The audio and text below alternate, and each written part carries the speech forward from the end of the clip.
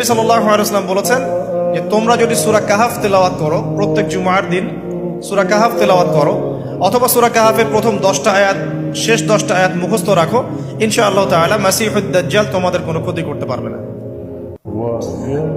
এক, মাসিহুদ দাজ্জাল। দুই, ইয়াজুজ আর মাজুজ। তিন হচ্ছে ঈসা ইবনে মারইয়াম। ঈসা ইবনে মারইয়াম যতক্ষণ পর্যন্ত না আসছেন, পৃথিবীতে আবার ইউটার্ন না করছেন এবং তার হাতে মাসিহুদ দাজ্জাল নিহত না হচ্ছে, কিয়ামত হবে না।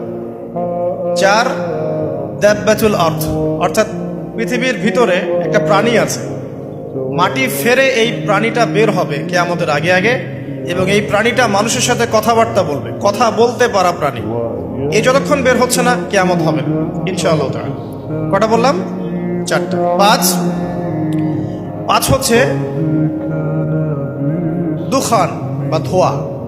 এই পুরো পৃথিবীর আকাশটা একটা নির্দিষ্ট সময় পর্যন্ত ধোঁয়ায় ছেয়ে যাবে, এবং হতে পারে, আল্লাহু আলাম, হতে পারে যে সূর্যের আলো পৃথিবীতে পৌঁছাবে না, এমন ধোঁয়া হতে পারে।